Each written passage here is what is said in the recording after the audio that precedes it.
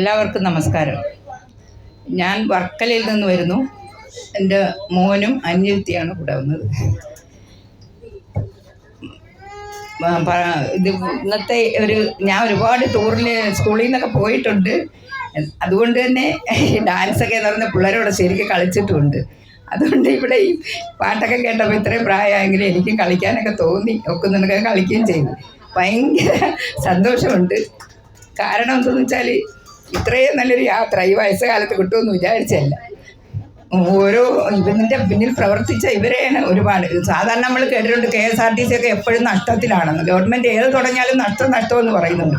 പക്ഷെ സാറ് പറഞ്ഞപ്പോൾ തന്നെ എനിക്ക് ഭയങ്കര സന്തോഷമായി.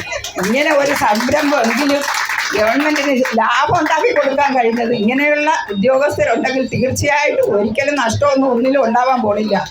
ആത്മാർത്ഥമായി പ്രവർത്തിച്ചാൽ ഏത് സംരംഭത്തിൽ നിന്നും ഗവൺമെൻറ്റിന് ലാഭം ഉണ്ടാക്കി കൊടുക്കാൻ പറ്റുമെന്ന് ഇത് തന്നെ ഒരു ഉദാഹരണമാണ്. കാരണം ഇതിന് വലിയ പബ്ലിസിറ്റി ഇല്ല. ഇത്രയും വർഷമായിട്ടും ഇങ്ങനെ ഒരു സംരംഭത്തെക്കുറിച്ച് പോലും ഞാൻ അറിഞ്ഞിട്ടില്ല. മോനിപ്പോൾ PhDക്ക് കോഴിക്കോട് ചെയ്യുകയാണ്. അപ്പോൾ അവിടെ നിന്ന് അവന് ഒരാഴ്ച അവധി കിട്ടിയോണ്ട് അവൻ ഇങ്ങനെ ബുക്ക് ചെയ്ത് വന്നതാണ്. അപ്പോൾ രാവിലെ ഭയങ്കര മഴ, ട്രെയിനിലൊക്കെ കയറി ഞങ്ങൾ വർക്കലയിൽ നിന്ന് വരണ്ടേ. എന്നിട്ട് നമ്മൾ വിചാരിച്ച് എന്തായാലും മക്കളെ ഇത്രയും വലിയൊരു ഇതാണെന്ന് ഒരിക്കലും പ്രതീക്ഷിച്ചില്ല.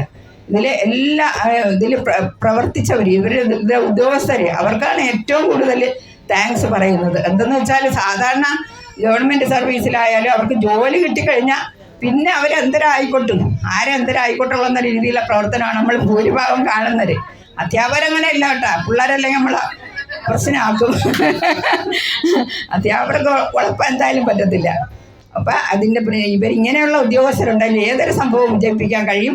ഇത് നല്ലൊരു അനുഭവമാണ്. എൻ്റെ മൂത്ത മോൻ വരുമ്പോൾ എന്തായാലും ഇവിടെ വരാമെന്ന് പറഞ്ഞിട്ടുണ്ട്.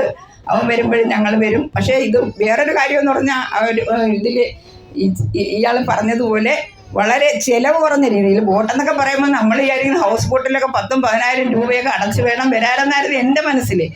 അത് ഇപ്പം ഇത് ഭയങ്കര അഫോർഡബിളായിട്ട് എല്ലാവർക്കും സാധാരണക്കാർക്കും ഇതിൽ വന്ന് ഇത്രയും സന്തോഷിക്കാൻ പറ്റുന്ന ഒരു അവസരം. ഇതിന് ഞാൻ പറയുന്നത് കുറേ കൂടെ പബ്ലിസിറ്റി, ഫേസ്ബുക്ക് ഒരുപാട് മീഡിയകളുണ്ടല്ലോ, കുറച്ചുകൂടെ കൊടുത്തു കഴിഞ്ഞാൽ സാധാരണക്കാർക്കും ഇത് ആസ്വദിക്കുവാനും. ഇപ്പോൾ എല്ലാം മൊബൈലും കുത്തിയിരിക്കുന്ന സമയത്തിന് ഇന്ന് പിള്ളേരാരും മൊബൈൽ ഉപയോഗിക്കുന്നത് ഞാൻ കണ്ടില്ല. അത് ആ സമയത്തെങ്കിലും അവർക്ക് ഇങ്ങനെയുള്ള ആഘോഷങ്ങളിൽ പങ്കെടുക്കാനും ഇതിലൊക്കെ എന്ന് വെച്ചാൽ ഈ മൊബൈലൊക്കെ എന്ന് പറഞ്ഞാൽ ഒരുപാട് നമുക്ക് അറിഞ്ഞൂടെ ദിവസം എത്ര ആത്മഹത്യകളാണ് നടക്കുന്നത്. അങ്ങനെയുള്ള സമയങ്ങളെല്ലാം പാഴാക്കാതെ ഈ പിള്ളേരെയൊക്കെ കൊണ്ട് ഇങ്ങനെയൊക്കെ വന്നു കഴിഞ്ഞാൽ തീർച്ചയായിട്ടും അവർ ആസ്വദിക്കുക തന്നെ ചെയ്യും. അതുപോലെ ഞാനൊരു സോഷ്യൽ സ്റ്റഡീസ് അധ്യാപികയായിരുന്നു. അപ്പോൾ ഈ കുട്ടനാടിനെ പറ്റിയൊക്കെ നമ്മൾ പഠിപ്പിച്ചിട്ടുണ്ടെങ്കിലും ഇതൊക്കെ കാണുവാനുള്ള ഒരു അവസരം ഇപ്പം ദൈവം അവസാനം ഉണ്ടാക്കി തന്നത് വളരെ ജീവിതത്തിൽ നന്മ ചെയ്തിട്ടുള്ളത് കൊണ്ടായിരിക്കും. എനിക്ക് ഈശ്വരനോടാണ് നന്ദി പറയാനുള്ളത്. ഇനിയും ഗവൺമെൻറ്റിന് ഒരുപാട് ലാഭങ്ങൾ ഉണ്ടാക്കുവാൻ ഇതുപോലുള്ള ഉദ്യോഗസ്ഥർക്ക് കഴിയുമെന്നുള്ള ആത്മവിശ്വാസത്തോടു കൂടി നന്ദി, നമസ്കാരം.